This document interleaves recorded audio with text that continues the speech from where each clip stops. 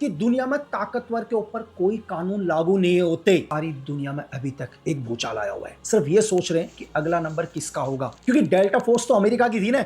असली मकसद किसका था? वेनेजुएला के राष्ट्रपति को उठाने की असली साजिश। यहां पर MI6 कहीं नजर ही नहीं आ रही। क्यों ब्रिटेन चाहता था मादुरो को हिरासत में लेना? ताकतवर खुद कानून बनाता है, इसलिए हर देश को ताकतवर बनना चाहिए। दुनिया का हर देश उसका विरोध करेगा, लेकिन आपके देश के साथ कोई खड़ा नहीं होगा। और एक पल के लिए सोचकर देखना कि अगर एशिया में हिंदुस्तान, रशिया और चाइना इन तीनों एक होते हैं, तो क्या विश्व के अंदर ऐसी कोई ताकत है, ऐसा कोई देश है जो इन तीन देशों का क्या कर सके, सामना कर सके? जब से वेनेजुएला के राष्ट्रपति को सोते वक्त अमेरिका की फोर्स उठाकर ले गई, तब से सारी दुनिया में अभी तक एक भूचाल आया हुआ है। या छोटे देश तो छोड़ दो, दुनिया के बड़े बड़े देश सिर्फ ये सोच रहे हैं कि अगला नंबर किसका होगा। लेकिन दुनिया कह रही है, मीडिया कह रही है, सब लोग कह रहे हैं ये अमेरिका ने किया है। हाँ, बात बिल्कुल सही है यार, क्योंकि डेल्टा फोर्स तो अमेरिका की थी ना। मगर मैं आप लोगों से हमेशा कहता हूं यार कि दुनिया में जो दिखाई दे रहा है, जो सुनाई दे रहा है, वही सच नहीं होता। आपको ऐसा जानबूझकर दिखाया जाता है ताकि पर्दे के पीछे जो ताकतें छुपी हो वो कभी नजर ना आए। अगर आज मैं यूं कहूं कि यह ऑपरेशन जरूर अमेरिका ने किया, लेकिन इस ऑपरेशन की असली ताकत, असली मकसद किसका था, तो आपको हैरानी होगी ये जानकर कि यह पूरा का पूरा खुफिया ऑपरेशन वेनेजुएला के राष्ट्रपति को उठाने की असली साजिश ब्रिटेन की MI6 और CIA ने मिलकर करी। लेकिन फ्रंट में कौन है? फ्रंट पर सिर्फ अमेरिका है, डोनाल्ड ट्रंप है, CIA है। यहां पर MI6 कहीं नजर ही नहीं आ रही। क्यों ब्रिटेन चाहता था मादुरो को हिरासत में लेना? हम हर वजह को समझेंगे। मादुरो के साथ जो कुछ भी हुआ यार, वो अंतरराष्ट्रीय कानून कहो, UN कहो, उसका उल्लंघन है। आप किसी भी देश के चुने हुए राष्ट्राध्यक्ष को नहीं उठा सकते, ये एक तरह का अपहरण है, ये सारी शर्तों का उल्लंघन है। लेकिन मैं आपसे हमेशा कहता हूं कि दुनिया में ताकतवर के ऊपर कोई कानून लागू नहीं होते। ताकतवर खुद कानून बनाता है, इसलिए हर देश को ताकतवर बनना चाहिए ताकि दुनिया का कोई भी मुल्क उस देश की ओर आंख उठाकर ना देख सके। इंटरनेशनल कानून हमेशा कहता है कि कोई भी पावरफुल देश अगर कोई कमजोर देश के खिलाफ बल का प्रयोग नहीं कर सकता। ये रूल्स हैं, लेकिन सारी दुनिया क्या करती है? इसकी निंदा करती है, और आज भी कर रहे हैं। लेकिन आपने देखा होगा कि वेनेजुएला के साथ कोई खड़ा नहीं है। तो इतिहास गवाह है, प्रेजेंट आप देख सकते हैं, और भविष्य के अंदर भी लोग निंदा जरूर करेंगे। दुनिया का हर देश उसका विरोध करेगा, लेकिन आपके देश के साथ कोई खड़ा नहीं होगा। अगर आपको अपने लोगों का बचाव करना है, अपने देश को बचाना है, तो आपको स्वयं पावरफुल बनना पड़ेगा। ब्रिटेन की पूरी साजिश को हम धीरे से समझेंगे, हर पहलू को। मैं आपको बताऊं, पूर्ण मानव अधिकार के वकील और इस टाइम ब्रिटेन के प्रेजेंट PM कीर स्टारमर ने क्या किया? इस हमले की निंदा तक नहीं करी यार। बोला कि हम अभी जांच कर रहे हैं, हमारे पास ऐसे कोई भी सबूत नहीं है जो ये कहते हो कि ये क्या है, मादुरो के खिलाफ एक गलत कार्रवाई है। अब आप समझ रहे हैं, मादुरो के साथ जो कुछ भी हुआ यार, वो इंटरनेशनल कानून का उल्लंघन है। संयुक्त राष्ट्र का चार्टर की शर्तें हैं कि आप किसी भी इंडिपेंडेंट देश के खिलाफ बल का इस्तेमाल नहीं कर सकते, इस पर रोक है। लेकिन फिर भी क्या हुआ, वो पूरी दुनिया ने देखा। और ब्रिटेन के प्रेजेंट प्राइम मिनिस्टर और पूर्व मानव अधिकार के वकील स्टारमर कहते हैं कि यार नहीं, ये हमला तो बिल्कुल सही है, इस हमले की ऐसे कोई भी सबूत नहीं है कि वेनेजुएला के खिलाफ गलत कार्रवाई करी गई। हमारे पास ऐसी कोई भी तस्वीर नहीं है। आज पूरी दुनिया के हर सोशल मीडिया में, हर न्यूज चैनल की सिर्फ एक ही हेडिंग चल रही है कि वेनेजुएला के राष्ट्रपति का अपहरण कर लिया गया, और ब्रिटेन के पास तो सबूत ही नहीं है। क्यों ऐसा? स्टारमर ने शनिवार को BBC में क्या कहा, मैं वो आपको बताता हूं कि मैं सभी जरूरी तथ्यों को इकट्ठा करना चाहता हूं, ठीक है, और जब भी हमारे पास ऐसी तस्वीरें आएंगी तो हम दुनिया को बताएंगे। उनके पास तस्वीर ही नहीं है। या फिर स्टारमर ने क्या किया, सोशल मीडिया पर लिखा कि मादुरो को हम एक नाजायज राष्ट्रपति मानते हैं, मतलब हम उसको जायज ही नहीं मानते। वो कहते हैं कि यार वेनेजुएला के तो राष्ट्रपति वो है ही नहीं, तो ब्रिटेन कौन होता है ये बताने का कि वेनेजुएला का राष्ट्रपति कौन बनेगा? इसके पीछे असली वजह क्या थी? अगर मैं आपको बोलूं, इसके पीछे असली वजह है 2.9 ट्रिलियन का कर्जा ब्रिटेन के ऊपर।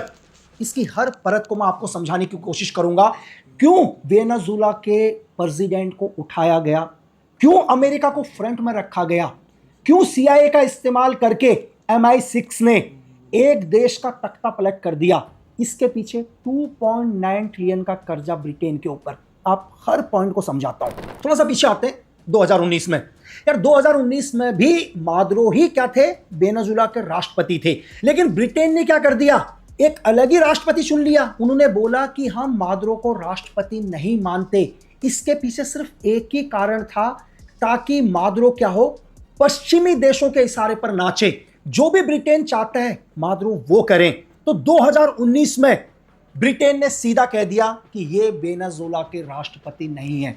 और ब्रिटेन सरकार ने क्या किया, जुआन गुंडो, यार कितना मुश्किल नाम है यार, इनके नाम इतने दवाइयों जैसे रखे हैं ताकि मैं बोल ना पाऊं, ठीक है। तो ब्रिटेन ने क्या किया भाई, जुआन को क्या कर दिया, एक राष्ट्रपति की मान्यता दे दी। यार भाई जुआन ने कभी भी राष्ट्रपति पद के लिए चुनाव नहीं लड़ा, फिर भी क्या कर दिया इन्हें 23 जनवरी 2019 को एक इंडिपेंडेंट मतलब अग्रिम प्रेसिडेंट बना दिया भाई ब्रिटेन ने। चाहे वेनेजुएला की जनता को यह मंजूर हो या ना हो, उससे ब्रिटेन को कोई फर्क नहीं पड़ता, ब्रिटेन के राजा को कोई फर्क नहीं पड़ता, MI6 को कोई फर्क नहीं पड़ता, किसी को फर्क नहीं पड़ता। पर ब्रिटेन ने बोल दिया भाई तुम्हारे देश के अंदर ये राष्ट्रपति। और डोनाल्ड ट्रंप ने क्या कर दिया, सीधे के सीधे इनको मान्यता दे दी भाई, जुआन को मान्यता दे दी कि ये बिल्कुल हम इनको राष्ट्रपति मानते हैं। और दूसरे देशों के ऊपर भी दबाव डालना शुरू कर दिया डोनाल्ड ट्रंप ने। क्या बोला कि आप भी इन्हें राष्ट्रपति मानो। तो आप समझ सकते हैं इंटरनेशनल लॉ के हिसाब से आप किसी भी स्वतंत्र देश के कानून में हस्तक्षेप नहीं कर सकते।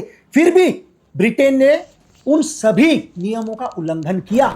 और फिर 24 जनवरी 2019 को यार ब्रिटेन के तत्कालीन सचिव जो उस टाइम थे जेमरी हंट वाशिंगटन गए और वहां के विदेश मंत्री माइक पापो से मिले और उनके उपराष्ट्रपति माइक पेस के साथ एक क्या करी, सुबह मीटिंग करी। और मैं आपको बताऊं कि ब्रिटेन के पूर्व विदेश मंत्री एलन डंकन के अनुसार, मतलब उस टाइम जो ब्रिटेन के विदेश मंत्री थे उनके अनुसार क्या हुआ, इस मीटिंग के दौरान हंट ने अचानक कह दिया, मतलब उनके विदेश सचिव ने अचानक एक ऐसी बात कह दी जिससे सभी चौंक गए। उन्होंने बोला हम क्या करते हैं, गुआइडो मतलब वही जिसको भी राष्ट्रपति बताया था, हम उस पर विचार कर रहे हैं कि उन्हें हम राष्ट्रपति बनाए। लेकिन कितना बड़ा गेम सोचो कि 23 जनवरी 2019 को उन्होंने मान्यता दे दी कि तुम राष्ट्रपति हो भाई, कहां के, वेनेजुएला के। और 24 तारीख को पूरी दुनिया को गुमराह कर रहे हैं इस मीटिंग के अंदर कि हम विचार कर रहे हैं। विचार नहीं कर रहे, ये पहले से MI6 प्लानिंग कर चुकी है कि हम मादुरो को हटाकर इन्हें राष्ट्रपति बना रहे हैं। सिर्फ दुनिया को ये दिखा रहे हैं कि हम इसमें विचार कर रहे हैं। क्यों, ताकि पूरा का पूरा प्रेशर किसके ऊपर पड़ सके, मादुरो के ऊपर प्रेशर पड़ सके और मादुरो सिर्फ वही काम करें जो ब्रिटेन चाहता है। और फिर बिल्कुल जो MI6 की प्लानिंग थी, जो ब्रिटेन की प्लानिंग थी, वो दुनिया को नजर आई। $2 मिलियन लगभग 16,000 करोड़ का सोना क्या कर दिया, ब्रिटेन ने सीज कर दिया। और ब्रिटेन ने बोल दिया कि हम आपको राष्ट्रपति नहीं मानते, आपकी सरकार वैध नहीं है, तो ये गोल्ड आज से हमारा हो गया। आप ऐसा सोचो कि यार किसी बैंक के अंदर आपने अपना पैसा रखा हुआ हो और वो बैंक के जो मालिक हैं वो ये बोल देते हैं कि हम आपका पैसा आपको नहीं देते क्योंकि अब आपकी आइडेंटिटी क्या है, वो खत्म हो चुकी है। मतलब ब्रिटेन ने उनको राष्ट्रपति से हटाया और राष्ट्रपति के बाद हटाने के बाद बोलता है कि आप वैध नहीं हो और आपका $2 बिलियन का सारा का सोना सीज कर दिया। मैंने आपसे क्या कहा कि MI6 और ब्रिटेन की सबसे बड़ी प्लानिंग क्यों थी मादुरो को हटाने के लिए, क्योंकि वेनेजुएला का सारा पैसा वेनेजुएला को वापस न लौटाने पड़े, क्योंकि ब्रिटेन के ऊपर 2.9 ट्रिलियन पाउंड का कर्जा है जो ब्रिटेन आज पूरी दुनिया में दिखाता है कि उसके पास बहुत पैसा है। उसकी असली कहानी ये है पीछे जो आज 2026 में लोगों को नजर आ रही है। और मैं धीरे धीरे और समझाऊंगा कि 2026 के अंदर आज पूरी दुनिया के अंदर जो वॉर हो रहा है उसके पीछे MI6 की प्लानिंग आज की नहीं है, कई सालों की है, बट आज दुनिया को नजर आ रहा है। और आपको पता है MI6 ने जितने भी वेनेजुएला के अंदर मादुरो के अगेंस्ट थे उनको फंड देना शुरू किया, उनको मजबूत बनाया ताकि वो क्या करें, मादुरो के अगेंस्ट हो जाएं। एक इस तरह का माहौल बनाने की कोशिश करी कि दुनिया को यह नजर आए कि यार मादुरो तो क्या कर रहे हैं, मानवता के खिलाफ है, लोगों के ऊपर अत्याचार करते हैं। ये सारा का सारा किसने किया? पर्दे के पीछे रहकर MI6 ने। मतलब जो वेनेजुएला के जो 2 बिलियन डॉलर पैसे थे, उन्हीं में से कुछ पैसों का इस्तेमाल कहां कर रहे हैं? वेनेजुएला के ऊपर ही कर रहे हैं। और दुनिया ने देखा कि कैसे मादुरो को डेल्टा फोर्स ने महज 30 मिनट के अंदर उन्हीं के देश से उठा लिया। एक छोटा सा सवाल आप लोगों के लिए, पल भर के लिए सोच कर देखो कि अगर आपका घर है, आपके घर में 4 कमरे भी हैं, 5 कमरे भी हैं, अगर आप ही के घर के अंदर कभी कोई आदमी छुप जाए और आपको पता ना हो कि यार वो मेरे घर में कहां छुपा है, तो मैं मानता हूं कि आधे घंटे में तो आप उसको अपने घर से नहीं ढूंढ पाओगे। तो किसी देश के अंदर अमेरिका की डेल्टा फोर्स जाती है और महज 30 मिनट के अंदर क्या होता है, उस देश के राष्ट्रपति और उसकी पत्नी को उठा लिया जाता है और किसी को पता नहीं चलता। तो ये प्लानिंग कई साल पहले की थी जो ग्राउंड पर लोगों को आज नजर आई। इसके पीछे CIA का पूरा गेम। मैं ये भी कहूंगा कि CIA हो, MI6 हो, उनको मादुरो की हर मूवमेंट के बारे में पता था कि मादुरो क्या खाते हैं, क्या पहनते हैं, कहाँ रहते हैं, कितने बजे सोते हैं, कितने बजे उठते हैं, इनके घर के बेड का कलर कैसा है, इनके कपड़ों का कलर कैसा है, इनके अलमारी में कितने कपड़े रखे हुए हैं। जब भी कोई एजेंसी किसी देश के खिलाफ काम करती है तो उस एजेंसी के पास इतनी जानकारी होती है, शायद उस व्यक्ति को खुद के बारे में अपना नहीं पता होता जितना दूसरे देश की एजेंसी को पता होता है।